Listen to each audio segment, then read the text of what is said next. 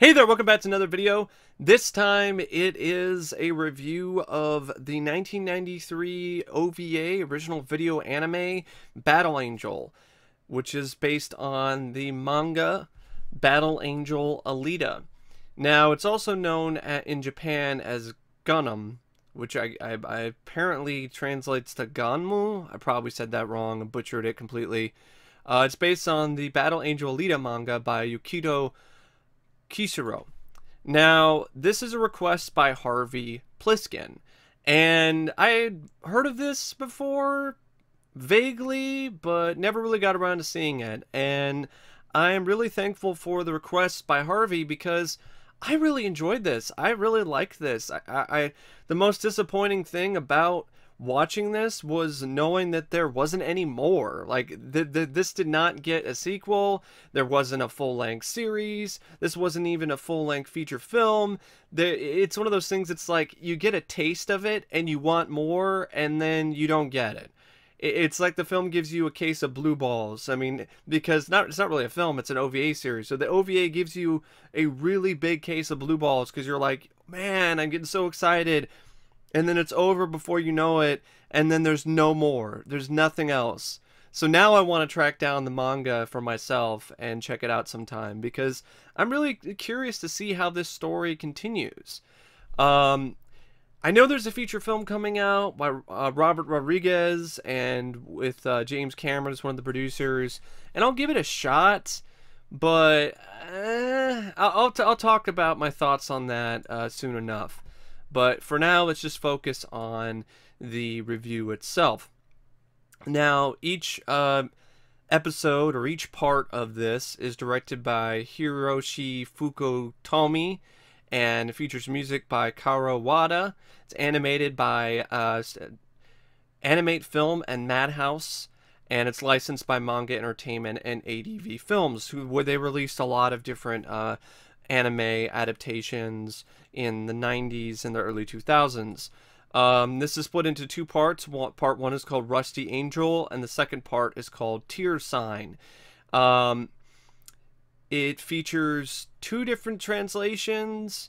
ADV Films apparently translates Alita's name to Gally, so she's not called Alita. Then there's something to do with the Viz translation, which changes the names of characters. So in the Viz translation, it's called Hugo is called Hugo, and so on and so forth. Viz Media apparently translated the manga, and the names are differently. The names are different. Yeah, and there's character differences and plot differences. Wikipedia listing all of them. I'm not even gonna go into that. I'm surprised Wikipedia, though, does not list a detailed list of the voice actors. That's kind of interesting.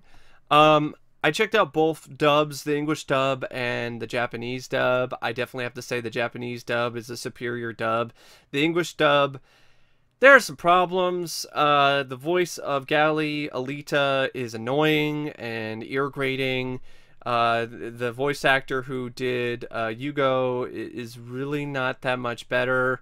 But yeah, it's one of those things where the English, I'm not really going to go into trying to find out who they are. Just want to let you know that the English dub is not the best. I would go with the Japanese dub with the subtitles because it's much better voice acting. It makes it a much better film in a lot of ways. What's interesting is this is an OVA series that was not very popular in Japan. It did not do well in Japan, and it did really well in the US. It was a surprise in the US, and a lot of people who saw it in the US were like, this is one of the best anime adaptations of a manga we've ever seen. And it was highly praised, but when it came out, it didn't do that well. It was not really that well received by the Japanese, which is interesting. Now, this isn't going to be that long of a video because this entire OVA combined only runs for about over an hour, and that includes the end credits. You cut out the end credits, and it's not really that long of a movie.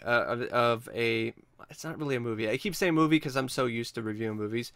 It's not really that long of an OVA. It's just it's like 50 something minutes, and that's it. 2 parts, that's it. It's essentially 2 episodes of a anime TV series, and that's all you get. So there's not much to say other than the story and some of the voice acting and animation. And I definitely have to say I thought the story was well done. It wasn't confusing. It didn't seem like it was pretentious or anything. It was pretty straightforward. There were some moments near the end was kind of predictable, but overall, I thought it was a pretty solid story in terms of how it was written and how it was told on film. The characters, I thought they were there. I wasn't necessarily as drawn into the love story between Alita and between Gally and Hugo. I just didn't really feel there was a lot of chemistry there. But I would have to say that it was definitely stronger in the Japanese dub, but in the English dub, it just didn't really seem like there was much connection there at all. I actually felt more of a connection between Gally and I believe his name is Akiri. I think that's who it is. No, it's Daisuke. Daisuke. Which I don't know why. Oh, okay, they're talking about how it's I was thinking that the titles were gonna be all the different. They were just listing the differences of the names of the characters from the anime and the manga. I'm like, oh, come on, don't care. All right, so it's Daisuke. I thought Daisuke. I thought the relationship, the bond that he had with his essentially what was his creation, Gally, I thought was really good in both versions actually, and so I thought that was pretty strong. The action when it is there is pretty exciting and really flashy and fun and gory as hell. One of the things that really stood out to me with this OVA is the hardcore graphic violence. There's a scene where a dog gets cut in half and you see blood spray everywhere and its entrails falling out. There are other moments where it's just equally as bloody. People are being ripped in half. Blood is spraying everywhere, flowing like a river.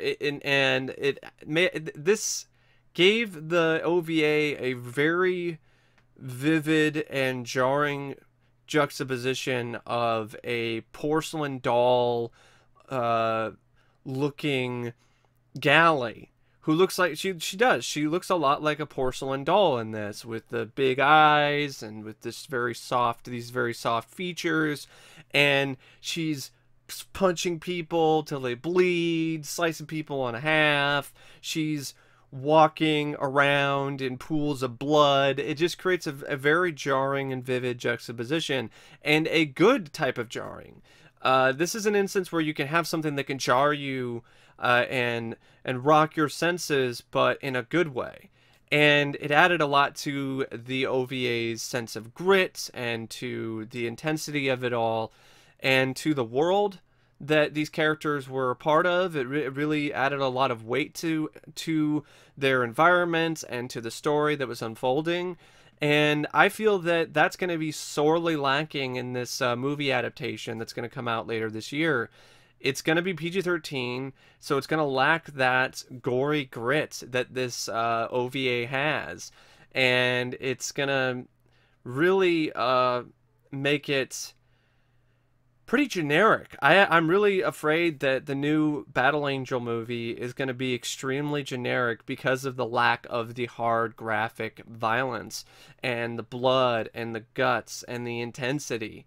If you don't have that juxtaposition of a seemingly harmless looking robot girl and just this carnage and this just extreme violence, I don't think it's going to be nearly as effective.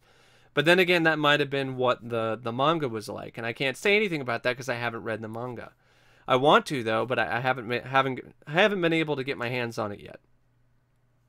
So yeah, the animation when it comes to the violence, when it comes to the action, is really high end, top notch. Also, the environments and the settings, I also thought the animation was really solid. And when it comes to like the background shots and things like that, reminded me a little bit of Blade Runner in some ways, because they're trying to go for this cyberpunk route. And I did like the bits of the score that were there. I thought it definitely did add a little extra to the OVA series. It wasn't entirely 100% memorable, but it was still a solid, if not spectacular, not necessarily spectacular, but a solid, not spectacular score. It could have been better, but it could have been worse. It was just one of those where it worked with the mood and atmosphere that the OVA was trying to accomplish and trying to get across to the audience. And I don't know what else to say. I mean, the animation as a whole, I thought was also quite impressive. It reminded me a lot of what you would go on to see in something like Aeon Flux, but a little more polished, because Aeon Flux is more rough around the edges, the animation in that series. This is more polished and put together, and I'm not taking anything away from Aeon Flux. It's just, you can tell that Aeon Flux is more of a rough around the edges type of animation. So there was definitely money behind the animation here. There were some moments where they went with some still shots in some scenes that made me pause, but for the most part, it's not very static, so it moves at a good pace. The animation is fluid. It doesn't feel like it's slow or anything like that. And when it comes to animation, that's some of the biggest thing. The biggest thing for animation is not only the look of it and the feel of it, but also how it moves. And there isn't a lot of static stuff here or moments where it's jittery or anything like that. So it's definitely very fluid in terms of its animation.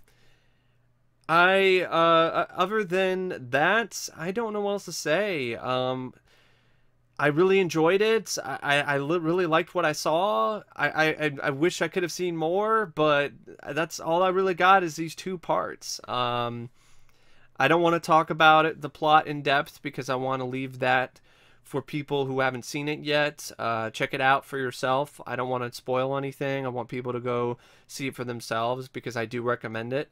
It's on YouTube. You can check out various different versions of it. I think there's ones with the Japanese dub, and then there's ones with the English dub. Just watch whichever one you prefer. And once again, I have to say thank you to Harvey Plissken for not pronouncing for requesting. I don't know why I said pronouncing. I no idea why I said that. That just came out of nowhere. Apparently, I'm so into this Battle Angel OVA. It's just making me all kinds of wonky right now. Also, I've been a little bit out of it lately, and I haven't really. I'm rusty because I haven't sat down and recorded a video like this in a while. But anyway, I have to say once again, thanks goes out to Harvey Plissken for requesting this. And stay tuned for more requests and more anime and more randomness and more reviews. And I don't know what else to say, except if I can't really rate this. I mean, I thought about rating it, but I can't really rate it. It's 2 episodes of an OVA series. I can't really rate it out of 5 stars. I would say it's spectacular. It's excellent. It's quite amazing for an anime, and it's definitely one of the favorite OVAs that I've seen. I liked it a lot more than something like Queen Bee. So I highly recommend it, but when it comes to rating, I can't really assign it one. But anyway, thanks for watching, and as always, I will see you later. See ya.